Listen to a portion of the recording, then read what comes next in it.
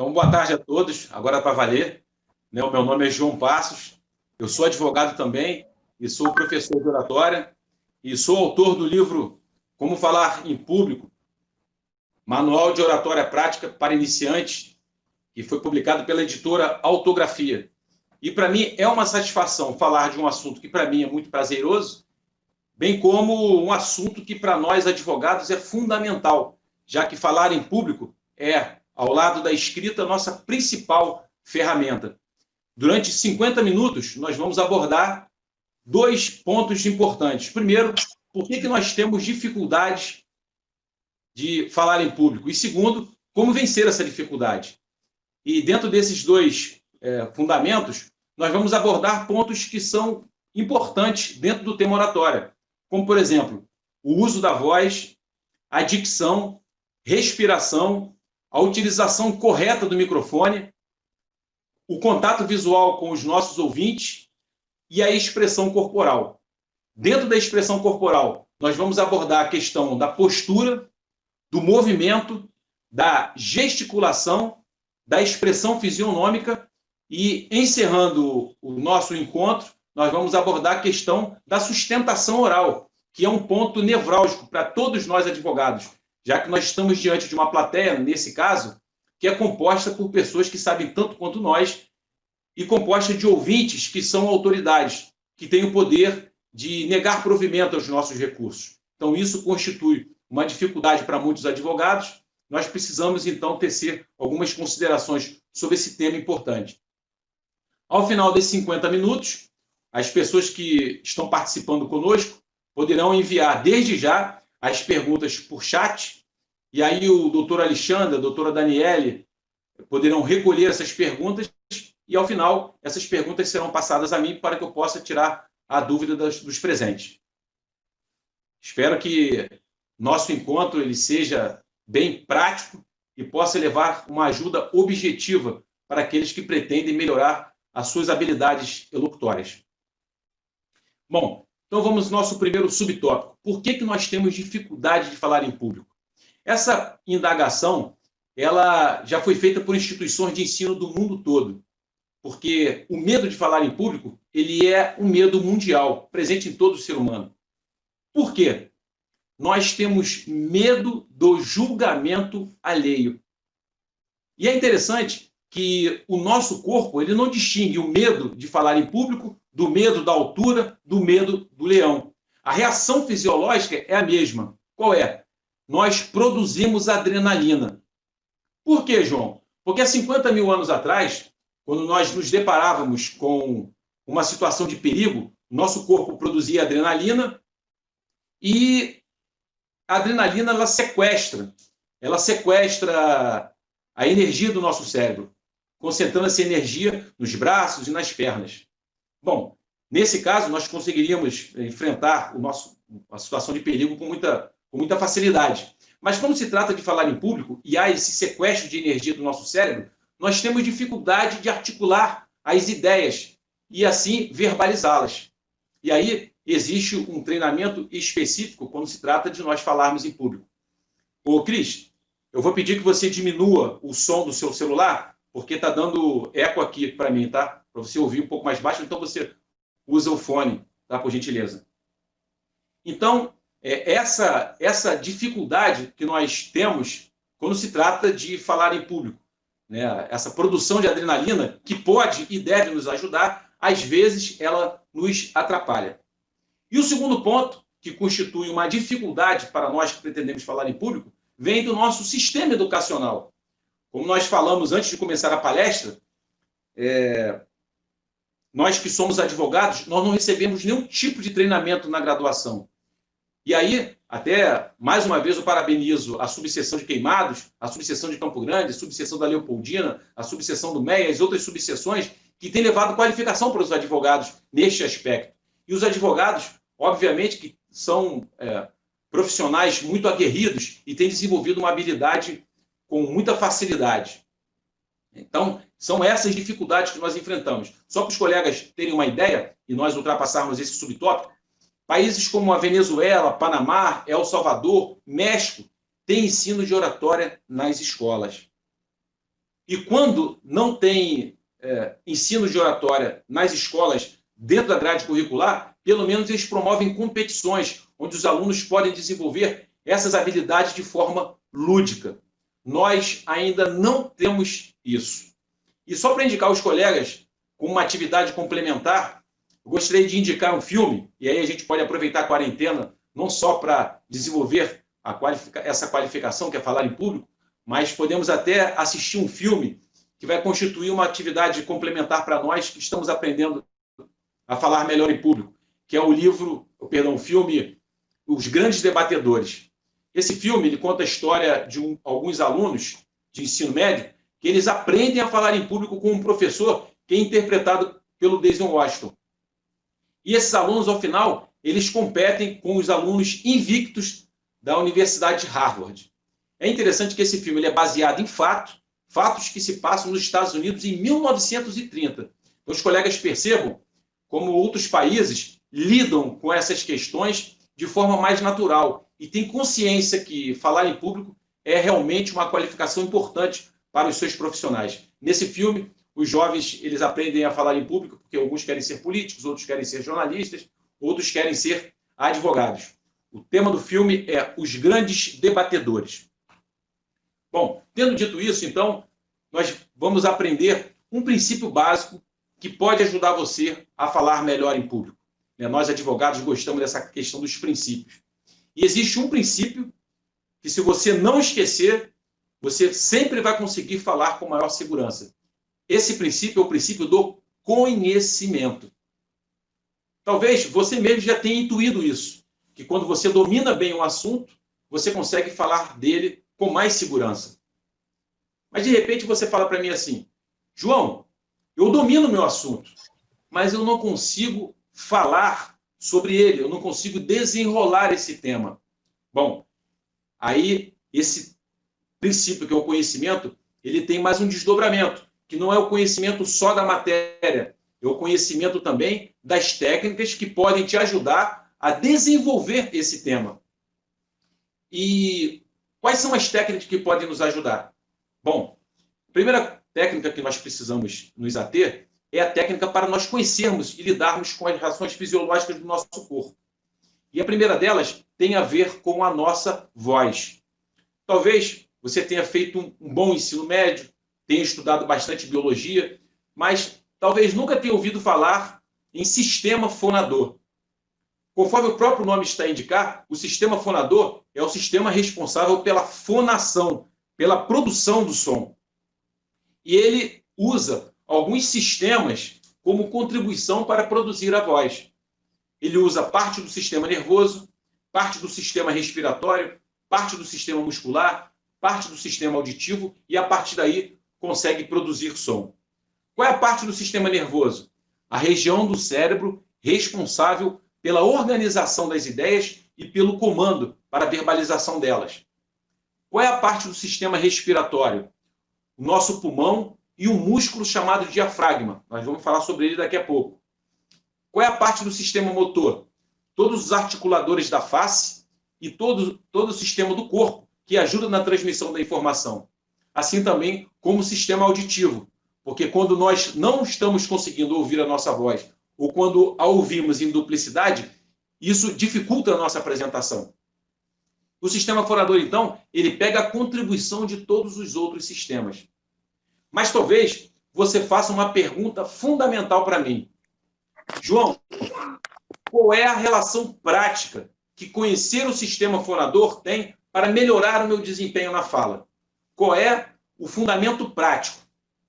É muito simples. Quando nós falamos, já que o sistema fonador exige a contribuição de outros sistemas do nosso organismo, quando nós falamos, eu gostaria que o colega até anotasse isso para não esquecer. Quando nós falamos, todo o nosso corpo expressa, através da voz, o nosso estado físico e mental. Vou repetir. Quando nós falamos, todo o nosso corpo expressa, através da voz, o nosso estado físico e mental. Então, antes de uma sustentação oral, evite comer coisas pesadas. Evite beber café.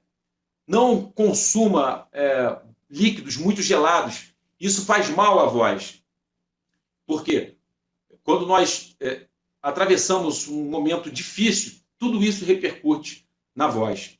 Existe um professor californiano, um professor iraniano, naturalizado americano, que vive na Califórnia. O nome dele é Albert Mehrabian. E ele fez um estudo em 1970, na sua tese de mestrado, escreveu um tema de um livro que é Decodificando Informações Inconscientes. Nesse estudo, ele desenvolveu uma teoria chamada 73855. O que diz essa teoria? Que quando nós nos comunicamos, o conteúdo da nossa informação representa somente 7% do impacto da nossa comunicação. O nosso tom da voz representa 38%. E nossa expressão corporal, 55%. Então, não adianta nós nos preocuparmos somente com o conteúdo da nossa informação. O tom da voz é importante. E é por isso que nós devemos prestar muita atenção à maneira como nós nos expressamos. E como é que eu consigo fazer isso, João? Através de um curso de oratória. Esse encontro já pode nos ajudar, porque a partir daí nós teremos contato com informações muito preambulares. Mas se você desejar mergulhar a fundo, você precisa ler, né? E o meu livro ele tem o propósito de ajudar você com exercícios de aquecimento vocal, a conhecer melhor o seu sistema fonador e exercícios de dicção. E alguns deles, um deles, que é o mais importante, nós vamos falar dele daqui a pouco. Então, esse é o ponto importante que você precisa saber acerca da utilização da voz. Se você tiver um problema, isso pode repercutir na voz. Se você tiver com a má digestão, isso vai repercutir na voz. E aí nós perdemos o poder de impacto da nossa voz em relação à nossa informação. Outro ponto importante, que eu tenho certeza que vai ajudar bastante o colega, é a utilização da respiração correta. Eu não sei se você já reparou, mas os bebês, eles respiram com a barriga. Você vê a criança dormindo, é só a barriguinha dela que mexe. E aí, quando nós crescemos, nós começamos a utilizar somente o nosso tórax. Mas isso é errado. Na verdade, o nosso pulmão ele fica entre as costelas. Ele não tem muito espaço para expansão para os lados. As costelas constituem o limite. Mas para baixo, o nosso pulmão ele pode se mexer. Porque abaixo do pulmão existe um músculo chamado diafragma. E ele funciona como um êmbolo. Quando nós inspiramos, ele joga o nosso abdômen para frente. Como se você estivesse enchendo a barriga. Eu gostaria até que você, que está aí do outro lado, tentasse fazer isso. Tente inspirar a maior quantidade de ar, jogando a maior quantidade de ar para a sua barriga. Vamos lá. 1, 2, 3. De novo. Mais uma vez.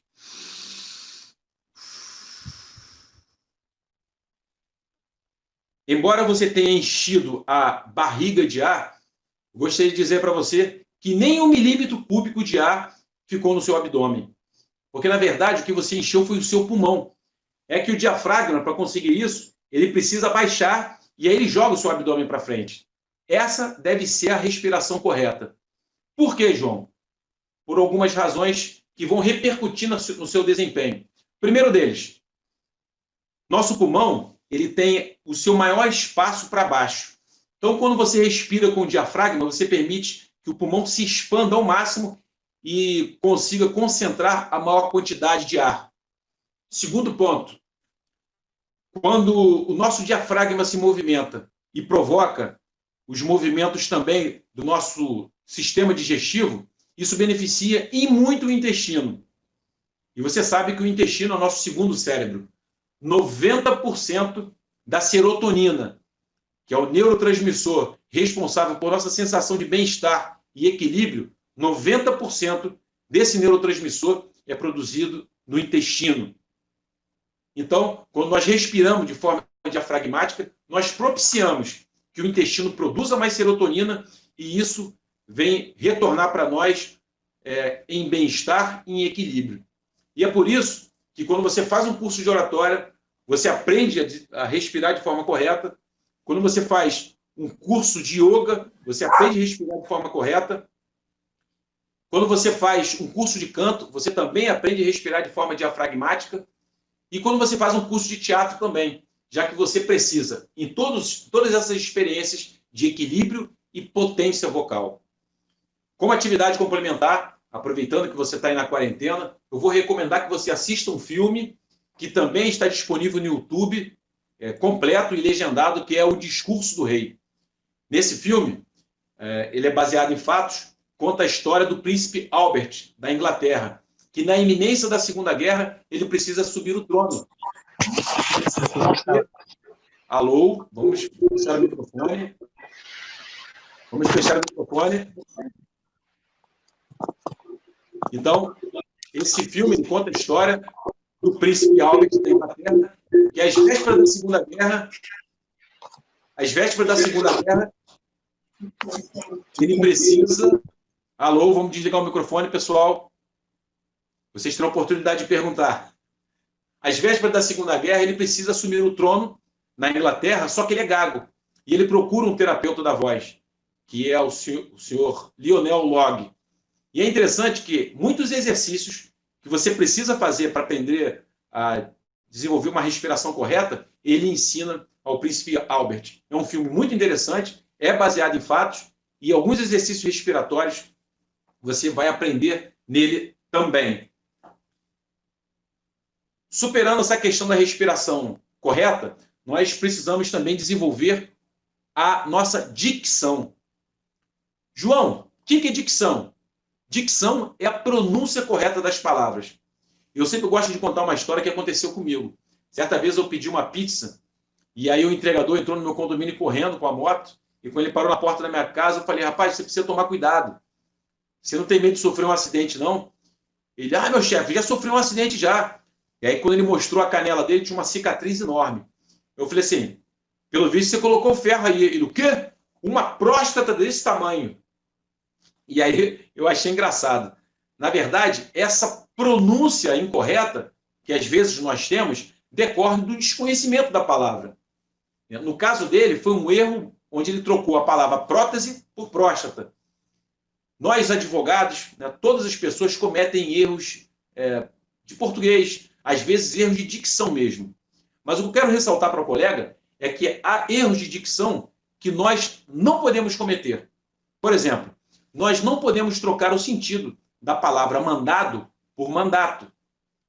Nem podemos utilizar, por exemplo, a palavra estupro de forma incorreta, porque isso vai reverberar diretamente na nossa credibilidade profissional. Mas alguns colegas talvez tenham erros de dicção que não são decorrentes nem de uma leitura pobre e nem do desconhecimento jurídico. Às vezes são erros de dicção decorrentes de uma má formação de algum articulador da face. Nesse caso, você tem que procurar um fonoaudiólogo, que é um profissional responsável por nos ajudar a articular melhor as palavras. Apenas a título de curiosidade, algumas pessoas perguntam, mas João, qual é a diferença entre o fonoaudiólogo e o professor de oratória? E aí, para você poder entender, é a mesma diferença de um técnico da seleção para o seu preparador físico. O técnico da seleção, ele é preocupado com as estratégias para você atingir um resultado. E o preparador físico, ele vai preparar a parte física dos jogadores para que esse resultado seja alcançado. E é lógico que, assim como o técnico ele precisa ter noções da preparação física, o preparador físico também precisa ter noções do esquema tático do técnico. Então, essa é a diferença entre o professor de oratória e um fonoaudiólogo. Então, se você tem dificuldade de articular as palavras, como, por exemplo, ao invés de falar quarta-feira, você fala qualta-feira, e tem muitas pessoas que falam assim, é interessante que você procure o fonoaudiólogo, porque, às vezes, nem os exercícios propostos pelo fonoaudiólogo podem te ajudar. Às vezes, é uma questão de intervenção cirúrgica, mas o fonoaudiólogo vai te indicar, por exemplo, um otorrinolaringologista, que é o profissional que vai fazer essa intervenção e pode te ajudar melhor. Se não for o caso de intervenção cirúrgica, for simplesmente um caso de exercício, nós temos uma dica muito importante para você melhorar a sua dicção, que é a leitura em voz alta. Às vezes, a nossa dificuldade ela surge quando nós precisamos falar em voz alta. Então, qual é o exercício que, se você aplicar sistematicamente, você vai melhorar a sua dicção? É ler em voz alta. E aí você pode aproveitar a quarentena, onde você pode ler para o seu neto, para o seu filho, se você pertencia a uma igreja ou uma outra entidade civil colegiada, onde as pessoas podem falar em público, você pode exercitar isso também. Essa é a nossa melhor recomendação para você melhorar a sua dicção. Outro ponto ligado ao uso da voz, que pode nos ajudar a melhorar a transmissão do nosso conhecimento, que é a utilização do microfone. Algumas pessoas dizem: ah, João, mas eu não gosto de ouvir a minha voz no microfone. Ela fica diferente. Será que é assim que acontece? Na verdade, a sua voz, a minha voz, é exatamente como nós ouvimos nas caixas de som. É que nós normalmente crescemos, não utilizamos o microfone, não estamos habituados a ouvir a nossa própria voz reproduzida por meios eletrônicos, e aí nós achamos que esses meios eletrônicos reproduzem uma voz diferente. Mas não é assim. Todos nós ouvimos a nossa voz de forma distorcida. Por quê? Nossos tímpanos, eles captam a voz produzida por nossas cordas vocais externamente e captam a voz que é reverberada por dentro do nosso corpo. Nós ouvimos em duplicidade. E passamos a vida toda ouvindo assim. Então, quando nós atingimos uma certa idade, ou quando nós nos deparamos com o dever, né, a necessidade de utilizar o microfone, a primeira tendência é que nós estranhemos esse momento. Mas, na verdade, a nossa voz é exatamente como é reproduzida pelo microfone. E como ele está presente na vida do advogado, na sustentação oral, quando ele vai falar na OAB, quando vai apresentar uma palestra, dar uma aula, fazer um discurso num sindicato, numa reunião de condomínio, ele está presente em todos os momentos, é importante que nós aprendamos a utilizar corretamente o microfone. Primeira dica, algumas pessoas, talvez por nervosismo ou por falta de hábito, elas utilizam o microfone muito em cima da boca. Ou às vezes a pessoa está muito nervosa, muito tensa, ela vai falando, o microfone vai descendo. Daqui a pouco fica em cima do umbigo. Posicionamento correto do microfone. Se ele tiver um bom alcance, você deve utilizá-lo a essa distância. E o microfone ele deve sempre acompanhar o seu olhar. Se você olhar para a direita, se você olhar para a esquerda, pessoal, olha o microfone ligado, o seu microfone. O microfone tem que ser uma extensão do nosso corpo. Se ele tiver um alcance aquém, você pode aproximar um pouco mais. Mas sempre utilizando o microfone como uma extensão do nosso olhar. E mais, devemos sempre utilizar o microfone, mesmo quando ele não é diretamente necessário. Mas ele estiver disponível, utilize-o. Porque é o hábito de utilizá-lo é que vai fazer você vencer a insegurança de ter que usá-lo. Você lembra a primeira vez que você teve que usar óculos escuro? Qual a impressão que você teve? Que todo mundo te olhava, não é verdade? Até que você desenvolveu o hábito e hoje você até esquece que está com óculos escuro no rosto. Lembra, advogado, a primeira vez que você teve que usar terno? Dava a impressão que o mundo todo te olhava. Hoje você até esquece que está de terno. E quando está calor, alguém precisa lembrar você que você pode tirá-lo, porque você não está mais em audiência. Você desenvolveu o hábito. E o hábito fez com que você não tivesse insegurança de utilizar o óculos escuro ou de utilizar o terno. Isso se tornou algo comum para você. O mesmo tem que acontecer com o microfone. Ele precisa ser parte de você. E eu estou falando até para quem está nos assistindo e talvez seja estudante de direito e queira fazer um concurso público. A prova oral é um momento muito difícil para os candidatos. Mas quando você já está habituado a utilizar o microfone, você pode estar inseguro em relação a outros pontos, mas não com a presença dele. E para fechar esse tópico, que é a utilização do microfone, eu devo dizer a você que a utilização dele poupa as suas pregas vocais, conserva a vida da sua voz e ajuda a sua assistência a te ouvir com conforto. E quando ela te ouve com conforto, ela consegue absorver melhor a sua tese, as convicções que você quer transmitir para ela. Então, não perca a oportunidade de utilizar o microfone sempre que ele estiver disponível, ainda que ele não seja tão necessário. Outro ponto importante é a questão do contato visual. Eu sei que isso é muito tenso para muitos colegas. Ah, João, eu começo a falar, mas eu tenho dificuldade de olhar para o rosto das pessoas que estão me ouvindo, de fato. Mas esse é um ponto importante que você precisa conquistar. Você lembra aquela música do Chico Buarque? Olhos nos olhos, quero ver o que você diz. Perceba, não é ouvir, é ver o que você diz. E eu te pergunto, você consegue confiar em alguém que conversa com você sem olhar nos olhos? Não. Da mesma maneira, quanto mais fixo for o seu olhar no ouvinte, mais credibilidade você vai conseguir transmitir.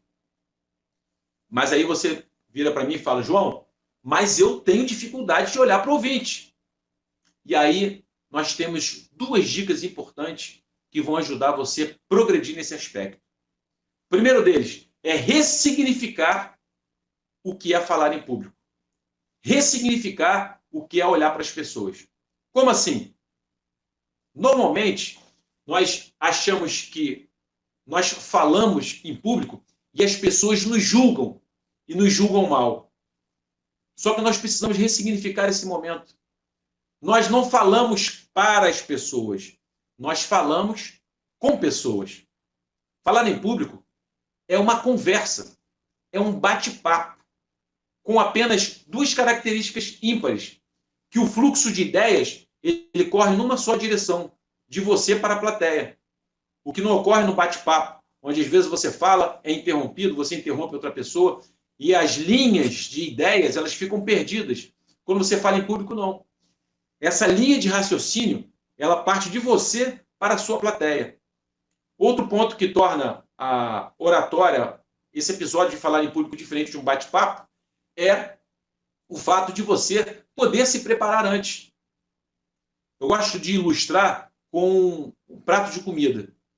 Se você gosta de cozinhar, ou conhece alguém que gosta de cozinhar, você sabe que quando a pessoa gosta de gastronomia, ela tem dois imensos prazeres. O primeiro é de comer. E segundo, que é servir às outras pessoas aquele prato bem preparado. A minha sogra, por exemplo, ela diz que tem prazer quando ela prepara um prato, e às vezes ela leva 24, às vezes 48 horas para preparar, e ela tem o maior prazer em servir e ver as pessoas degustando, né, aquele alimento. É lógico que eu tive sorte de ser genro dela, então ganho muito com isso. Mas eu tenho outros amigos que cozinham e dizem a mesma coisa. Ressignificar o falar em público é perceber que primeiro você tem que degustar aquele conhecimento. Você tem que entender que aquilo é realmente bom. E depois você vai preparar o seu roteiro, preparar aquele conhecimento e você vai levar para as pessoas, porque, de fato, aquilo vai fazer diferença na vida delas.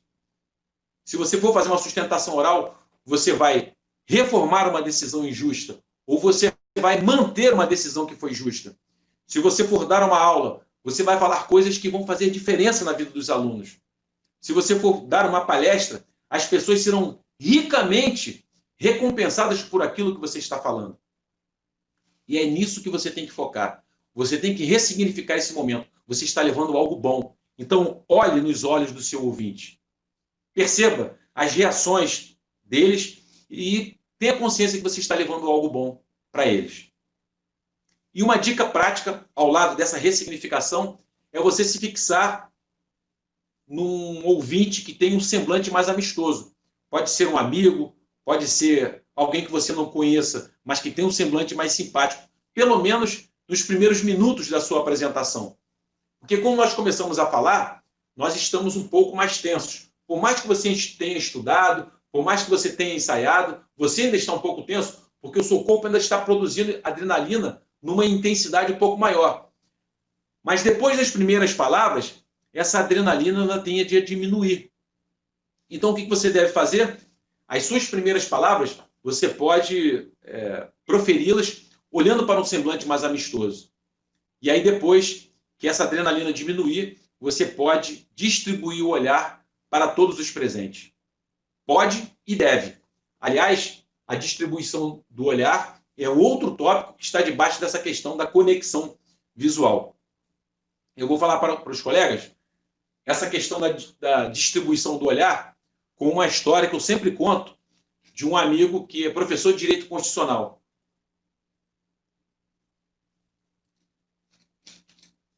ele era um professor novato, e aí ele estava dando aula, e como é natural, existiam uns alunos na frente que estavam prestando atenção de forma mais detida, e ele começou a fazer uma conexão visual de maior atenção para esses alunos. Desculpem. Fui beber água, tinha um pedacinho de cravo aqui que eu coloquei para dar gosto.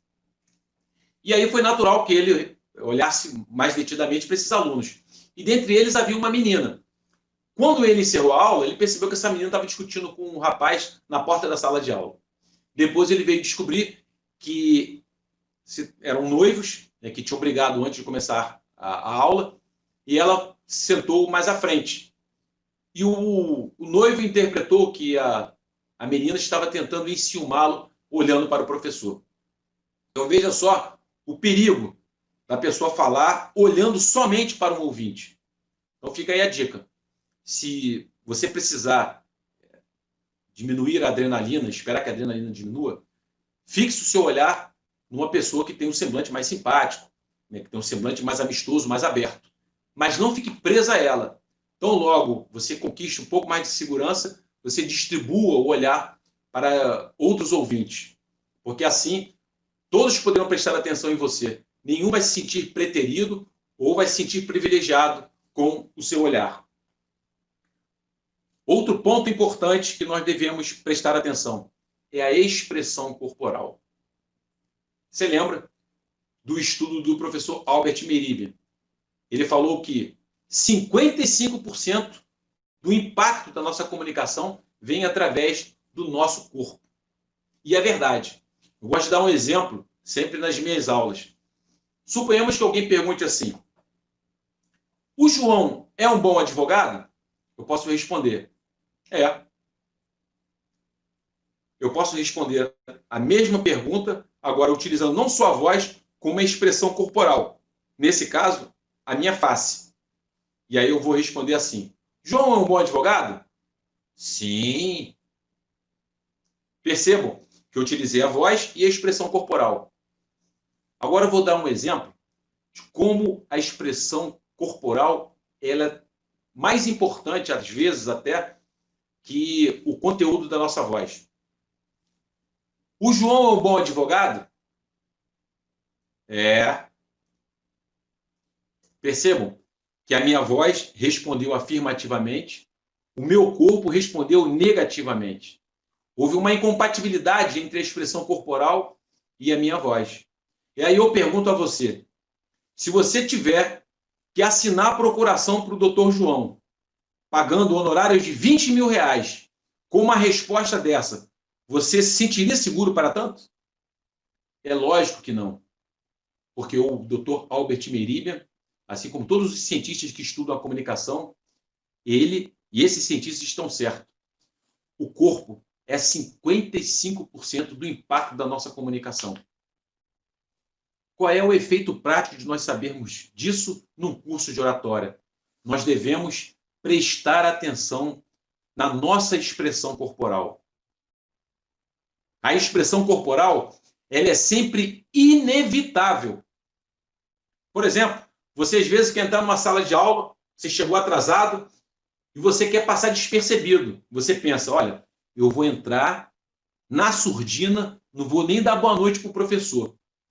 No momento que você abrir a porta e você entrar, ainda que você não queira, você já está transmitindo informações para todos aqueles que perceberam a sua presença. Por quê? A comunicação corporal, ela é sempre inevitável. Ainda que você não queira, ainda que você não tenha consciência disso, a expressão corporal, ela é inevitável. Mas ela é plenamente administrável. E é isso que você tem que buscar. Por isso, nós dividimos o estudo da expressão corporal na postura, no movimento, na gesticulação e na expressão facial. E nós vamos falar de cada uma delas agora, para você entender a importância de você esmerar a sua expressão corporal. Primeiro vamos falar de postura. Certa vez eu assisti um colega fazendo uma sustentação oral e antes de ele dar a primeira palavra, todos já conseguiram perceber que ele estava muito tenso. Por quê? Ele chegou atrás do púlpito e, enquanto o presidente conversava com outros desembargadores, pediram que ele esperasse um pouco, porque ele estava acertando alguns pontos administrativos, ele se debruçou sobre o púlpito.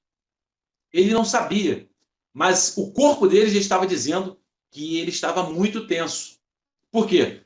A expressão corporal ela é inevitável, mas a expressão corporal ela é plenamente administrável. Talvez, se esse colega tivesse feito um curso de oratória, ele aprenderia que, mesmo estando tenso, ele deveria esmerar a sua postura atrás do púlpito. Mas talvez você se pergunte, João, mas o que é postura? Se você consultar o dicionário, ele dá dois sentidos para essa palavra. Primeiro, é o sentido de posição. Você deve lembrar da sua mãe quando dizia para você, garoto, senta direito, corrija a sua postura. Então, a postura tem sentido de ser posição do corpo. Mas também tem o sentido de ser comportamento. Você já deve ter ouvido alguém falar assim, esse cara não tem postura de presidente, essa mulher não tem postura de juíza, esse rapaz não tem postura de advogado. Postura no sentido de comportamento. Qual desses dois conceitos de postura interessa para nós? Os dois. Porque um posicionamento incorreto, ele transmite a ideia de insegurança. E um comportamento inadequado, ele fragiliza o poder das nossas palavras. Exemplo, você imagina um médico que dá palestras falando de saúde e no intervalo ele se enche de Coca-Cola e de batata Ruffles. Percebe que o comportamento dele vai fragilizar o poder das suas palavras. O mesmo acontece com o advogado. Suponhamos que o advogado ele queira e precisa realmente transmitir a imagem que é um profissional que merece crédito, mas a sua roupa traz uma mensagem completamente diferente. Ela é inadequada para as ocasiões. Por quê? A comunicação corporal, e a nossa indumentária está inserida nisso, ela é sempre contextual e ela é sempre inevitável. Então, nós precisamos nos preocupar com a postura enquanto comportamento e na postura enquanto posicionamento. E enquanto posicionamento, é necessário dizer que quando nós estamos num púlpito, fazendo uma sustentação oral, nós temos um posicionamento correto para as pernas. Algumas pessoas, quando estão muito tensas, elas ficam com a perna muito aberta, como se estivesse montado num cavalo, ou ficam com as pernas muito juntas, o que dá para ver nitidamente que ela está tensa. Então, qual é o posicionamento correto? Nós podemos deixar o peso corporal distribuído para os dois pés, a uma distância de 1 palmo ou 25 centímetros no máximo. Essa é a posição correta dos nossos pés. Enquanto nós estamos sendo anunciados, é interessante que as nossas mãos fiquem para frente, nessa posição aqui, ou que fique para trás. Nunca deixe as mãos nos bolsos. Isso revela também insegurança. Nunca fique colocando toda hora a mão nos óculos, ou então coçando o nariz. Essa comunicação involuntária, ela revela que você está despreparado. Então, esse é um ponto importante que nós precisamos desenvolver. É interessante nós notarmos que a expressão corporal, ela precisa ter um propósito. O propósito de ajudar na transmissão da informação. Eu vou dar um exemplo para você. Já nesse próximo tópico, nós vamos falar sobre movimento dentro da expressão corporal. Você pode se movimentar de duas formas. Às vezes você fala sentado e nem por isso você deve deixar de utilizar o tronco para estabelecer um contato visual com as pessoas que estão sentadas à mesa com você, quando se tratar de um simpósio onde as pessoas falam sentadas, e você pode usar o tronco para fazer um contato visual com todos os ouvintes que estão na plateia. Então, esse movimento ele é importante para estabelecer um contato visual. Quando você não está atrás de um púlpito, mas você está dando uma aula, uma palestra, você pode fazer um deslocamento para a sua direita, um deslocamento para a sua esquerda. Mas não você simplesmente se deslocar da direita para a esquerda como quem está extravasando uma atenção. Esse deslocamento ele tem que ter um propósito. Qual é o propósito? Estabelecer uma conexão visual com quem está à sua direita, onde você anda, e você depois estabelece um contato visual com quem está à sua esquerda. Esse movimento, esse deslocamento no palco, assim como o movimento de tronco, ele tem o propósito de estabelecer uma conexão visual. Exemplo. Suponhamos que eu esteja na OAB participando de uma palestra e um colega acabou de falar sobre responsabilidade criminal, outro colega acabou de falar sobre responsabilidade civil, eu vou falar sobre responsabilidade administrativa. E aí eu poderia falar assim: eu gostei do ponto que o doutor José falou sobre a responsabilidade criminal e outro ponto que a doutora Maria falou sobre a responsabilidade civil. Eu vou fazer um link desses dois pontos e vou falar sobre a responsabilidade administrativa do servidor. Percebam, colega, como é que o meu movimento de tronco, ao estabelecer uma conexão visual com os integrantes da mesa, eu também estabeleço uma conexão com as outras pessoas que estão nos ouvindo. Então, mesmo quando eu estou sentado, eu devo utilizar esses movimentos para provocar uma melhor transmissão da minha informação. Outro ponto importante dentro da expressão corporal. Nós falamos da postura, nós falamos do movimento e nós vamos falar agora da gesticulação. Quando nós utilizamos as mãos, nós ajudamos na transmissão da informação, tal como ocorre com toda a expressão corporal. Eu, pela primeira vez, fiz um curso de oratória na igreja e nós tínhamos vários alunos. Tinha um deles que era já um senhor bem idoso, já falecido, que era muito gente boa, mas ele não entendia direito o que era gesticulação. E nós éramos avaliados. E é interessante que quando ele fazia uma apresentação, ele falava assim: muitas pessoas têm se afastado de Deus nos dias de hoje. Mas será que é essa expressão corporal que nós pretendemos? Não. A expressão corporal, vou lembrar, ela precisa ter um propósito. O propósito é ajudar na transmissão da informação. Então você não precisa gesticular tanto assim. Basta que o gesto surja no ponto alto da sua frase. Vou dar um exemplo. Pense na seguinte frase: ontem eu estive aqui e assinei o documento. O que você deseja destacar nessa frase? Que você que assinou, que você esteve aqui ontem, que é um documento, o que você deseja destacar? Você deve gesticular, então, em cima daquilo que você deseja chamar a atenção. Então, por exemplo, eu posso dizer: ontem eu estive aqui e assinei o documento. Porque eu quero destacar que eu estive aqui ontem. Mas se eu quero destacar que é uma assinatura minha, ontem eu estive aqui e assinei o documento. Se eu quero destacar que é um documento, ontem eu estive aqui e assinei um documento. Percebam, colegas, como o gesto ele deve surgir no ponto alto da nossa frase, no ponto que nós desejamos destacar. E, por fim, nós vamos falar sobre fisionomia. A fisionomia é a expressão facial. Lógico que nós devemos deixar que essa expressão corporal ela seja coerente com aquilo que nós estamos falando. Você não vai falar de um ponto triste, de um ponto dramático, com um sorriso no rosto.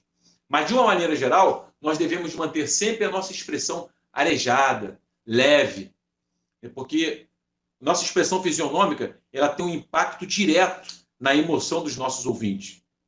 Aliás, é interessante dizer que, quando eu falo, a minha voz se comunica com o seu ouvido, mas toda a minha expressão corporal, da postura até a expressão fisionômica, se comunica com os seus olhos.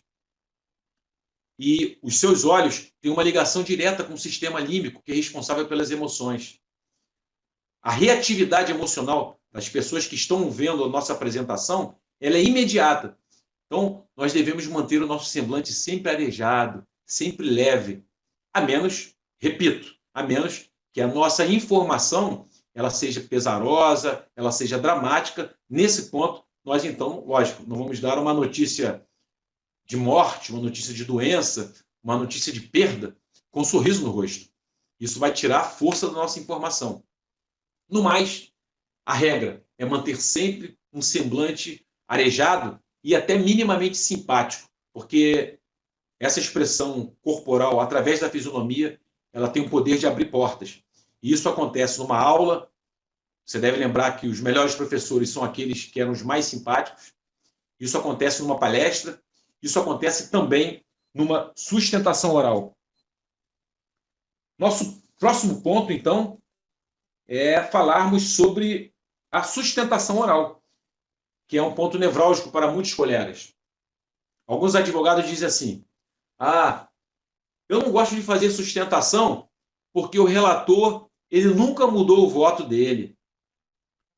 Já ouviu colegas falarem assim? Pois bem, eu não quero julgar ninguém, mas eu devo dizer aos colegas que pensam assim que já vi muitas sustentações orais ter o poder de mudar o voto do relator. Nós que estamos com muita frequência nas sessões de julgamento sabemos que todos os dias, o relator ou ele reconsidera a sua decisão ou a decisão dele é superada pelos outros integrantes que abrem divergência e conseguem votar e superar a decisão desse relator. Sempre nós vemos isso todos os dias, não em todas as sessões, obviamente, mas todos os dias nós vemos isso acontecer. Mas sempre que um relator reconsidera a sua decisão, ou a sua decisão foi superada pelos outros integrantes da Câmara, sempre isso foi precedido de uma boa sustentação oral. Eu nunca vi o relator reconsiderar sua decisão ou os outros integrantes da Câmara abrirem divergência e, numa votação, superar o voto do relator. Eu nunca vi isso acontecendo sem que o advogado fizesse a sustentação ou quando o advogado está presente, mas não faz uso da palavra. Então, colegas, sempre façam sustentação oral. Mas como é que eu vou fazer essa sustentação? Realmente existe uma técnica específica para isso. Mas a sustentação ela tem o poder de salvar, às vezes, 2, 3 anos de trabalho. E, às vezes, refazer uma decisão injusta em relação ao seu cliente, ou manter uma decisão justa que beneficiou aquele que te contratou. Por isso, nós devemos esmerar a nossa habilidade locutória para fazer a sustentação da melhor maneira possível. Mas como é que nós vamos fazer isso? Afinal de contas, às vezes nós perdemos uma noite inteira para fazer uma petição recursal de 40 páginas, mas nós só temos 5 minutos numa turma recursal, 10 minutos no Tribunal Regional do Trabalho e, de uma maneira geral, 15 minutos no Tribunal de Justiça, seja na Câmara Civil ou na Câmara Criminal, também no Tribunal Regional Federal. Nós só temos, em média, 15 minutos. Como é que nós vamos fazer? E aí nós precisamos saber que a petição recursal pode não ter muita coisa a ver com o nosso roteiro, né, que é onde nós estruturamos no papel o nosso raciocínio para fazermos essa sustentação. E aí nós precisamos fazer uma boa abertura, fazer um bom desenvolvimento e fazer um bom fechamento. O fechamento de um discurso, ele quer sempre provocar comportamento. Numa sustentação oral, você sempre há de querer o melhor para o seu cliente, seja reformar uma decisão, seja para mantê-la. Se você é um político, você quer sempre que alguém vote em você. Se é um vendedor, quer que alguém compre o seu produto. O fechamento de um roteiro, dentro de um discurso, ele quer sempre provocar um comportamento. Ainda que seja um comportamento negativo, um comportamento omissivo de não fazer, mas é um comportamento também. Então, esse é um ponto importante que nós devemos nos ater. E, por último, para fechar essa questão da sustentação oral, nós devemos sempre lembrar do tempo. Toda fala institucional é limitada no tempo. O jornalista ele tem hora para começar e hora para terminar. Quando o William Bonner diz, vamos às notícias de Brasília com o Heraldo Pereira, o Heraldo sabe que só tem 2 minutos para poder falar, 3. Às vezes, quando Brasília está em polvorosa, e está quase sempre, ele pode receber 4, 5, 6 minutos, mas isso é sempre acertado previamente. E ele tem que elaborar o seu croquis sempre dentro desse tempo. E caso ele extrapole esse tempo, ele vai ser chamado a atenção. Mas isso não ocorre porque os jornalistas eles são treinados, eles aprendem a respeitar muito esses limites. Nós somos advogados, nós temos um limite de tempo na aula, nós temos um limite de tempo nas nossas palestras, nós temos um limite de tempo nas nossas sustentações.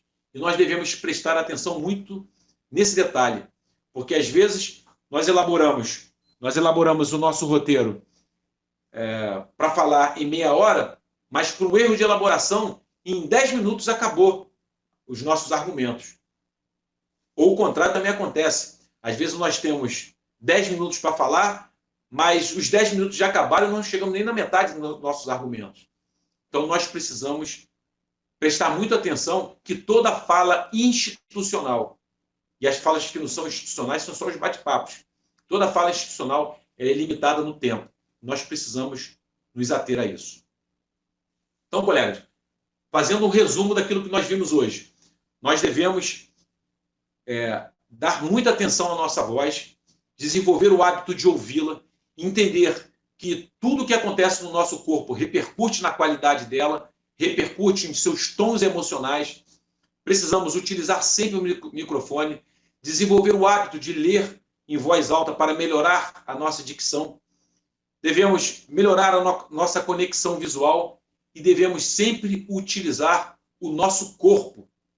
Lembrando que a expressão corporal, ela ajuda o orador a dispersar a adrenalina, assim como também ajuda na circulação da energia psíquica, dando estabilidade, ajudando na projeção, na estabilização e no impacto da sua mensagem. A expressão corporal também é útil para assistência, porque se comunica diretamente com os seus olhos, e os olhos têm uma ligação direta com o sistema límbico, têm uma ligação direta com a reatividade emocional. Então, esses são os pontos que nós gostaríamos de abordar nessa palestra que precisa ser sucinta. Gostaria de lembrar aos colegas que todos os pontos que nós abordamos, elas estão no meu livro Como Falar em Público, Manual de Oratória Prática para Iniciantes. É óbvio que o livro ele aborda outras questões que não estão aqui porque o nosso tempo é mais reduzido. Uma palestra online ela precisa ser reduzida.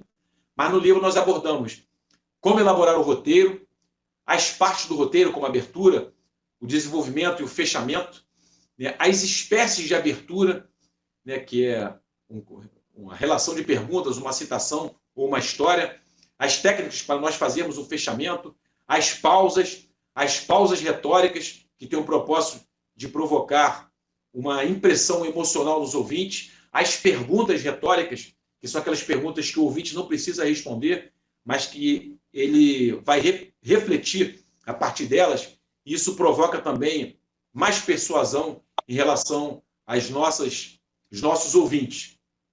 E outros pontos que nós costumamos abordar também em cursos de oratória. Eu gostaria de fazer esse fechamento, deixando um raciocínio para os colegas muito interessante. Aproximadamente em 1970, um jurista chamado Maurice Garçon, ele escreveu um livro chamado Ensaio sobre Eloquência Judiciária. E nesse livro ele traz uma ideia que eu gostaria de deixar para os colegas pensarem. Diz ele: ao completar o estágio, o advogado é entregue a si próprio. Se não completar os estudos, se não desenvolver os segredos de uma arte que ele terá que praticar, ele permanecerá sem progredir. Nesta hora eu pergunto aos colegas: você deseja atingir o sucesso profissional pela comunicação? Se sua resposta for afirmativa, eu tenho certeza que comece tomando iniciativa em falar em público, desenvolva essa importante habilidade das relações e conquiste o seu sucesso profissional. E pode sempre contar comigo. Boa noite. Vamos às perguntas, doutora Daniele. Doutora Daniele. Oi. Está me ouvindo? Está conseguindo me ouvir? Estou ouvindo, mas não estou vendo. Tá, peraí. Pronto. Agora sim. Tem duas perguntas. Uma do doutor Júnior e uma do doutor Leandro Lima. A primeira, eu acredito até que o senhor já tenha respondido durante a palestra, mas, de qualquer forma, eu vou fazer a pergunta. A comunicação não verbal é tão importante quanto a linguagem falada? Essa foi a pergunta do doutor Júnior. Essa pergunta é muito interessante. Acredito que nós tenhamos respondido parte delas. parte dela. Quando nós podemos falar em público, nós precisamos esmerar não só a comunicação falada, como a comunicação também não verbal. Porque, como eu já disse, se a nossa comunicação não verbal ela tiver incompatível com a comunicação verbal, o resultado vai ser que nós vamos tirar o poder dessa comunicação verbal.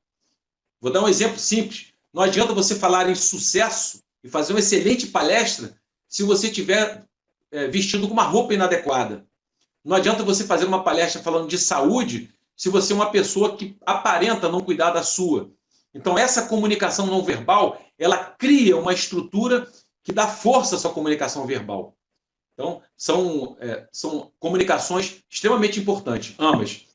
Aqui nós estamos falando sobre a comunicação verbal, mas se nós não esmerarmos a comunicação não verbal, e aí isso está inserido a expressão corporal, que é sempre inevitável, mas administrável, nós podemos tirar a força ou aumentar a força das nossas palavras. Muito bem. A segunda pergunta é do Dr. Leandro Lima. Quais as dicas para administrar o tempo em uma comunicação clara, objetiva e concisa? Uma pergunta muito interessante. Isso passa... Qual o nome dele? Leandro Lima. Dr. Leandro Lima. Pergunta interessante, Leandro. Para nós administrarmos bem o tempo, nós precisamos primeiro administrar bem o nosso roteiro.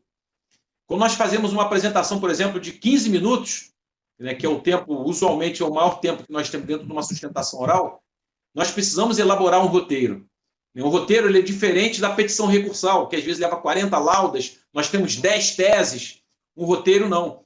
Ele tem que ter no máximo 3 teses para que nós possamos falar bem de cada uma delas e elas possam ficar bem fixadas na mente dos nossos ouvintes, que são os desembargadores. Mas nós precisamos elaborar um roteiro.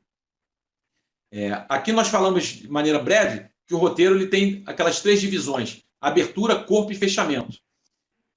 O meu livro ele ensina o passo a passo da elaboração do roteiro. E aí você também precisa aprender a ensaiar, que é quando você vai proferir dentro do seu escritório, dentro do seu quarto, dentro da sua casa, no seu particular, você vai proferir a sua apresentação como se estivesse dentro de uma apresentação real. E você vai repetir aquilo para que, no momento em que, de fato, você for fazer essa apresentação, a adrenalina ela não tem o poder de desorganizar as suas ideias, porque você já pôde fixá-las através da repetição. E você só vai conseguir administrar bem o tempo se você ensaiar em casa, justamente controlando esse tempo de acordo com a elaboração do seu roteiro. Assim, na verdade, ninguém fez essa pergunta, mas como a gente também trabalha com a questão da timidez, qual dica o senhor poderia nos dar para uma pessoa muito tímida iniciar nesse sistema da oratória, de uma boa apresentação? Qual seria, assim, uma dica para o início, assim, vencer a timidez? Olha, a primeira coisa que eu quero fazer é dar parabéns se você é uma pessoa tímida e conseguiu identificar isso. Nós, em função da nossa educação deficiente em relação à oratória, temos uma ideia muito distorcida do tímido e do extrovertido. Existe uma autora americana chamada Susan Cain, que ela escreveu um livro chamado Poder dos Quietos. Ela era uma pessoa tímida, conseguiu administrar essa timidez e se tornar uma palestrante, uma escritora de sucesso no mundo todo. E ela falou algo que eu gostaria de deixar para os colegas, aqueles que se acham muito tímidos. Ela diz: não existe uma relação entre inteligência e extroversão. Não existe uma relação entre sucesso e extroversão. Veja que ela não está falando que uma pessoa extrovertida não tenha inteligência ou não possa atingir o sucesso, mas ela diz que não existe uma relação entre extroversão e esses resultados. O que significa que o tímido tem muitas oportunidades. E mais, a pessoa que é tímida, ela tem uma possibilidade muito, mas muito menor de dizer coisas inapropriadas, inadequadas e às vezes até obscenas. Coisa que às vezes uma pessoa que é muito extrovertida, por não levar em consideração a seriedade que é falar em público, ela não consegue. Dica que eu vou dar para o tímido: aproveite as oportunidades de falar dentro da sua família, numa festa de aniversário, no meio dos seus amigos, né, e elabore um pequeno roteiro mental.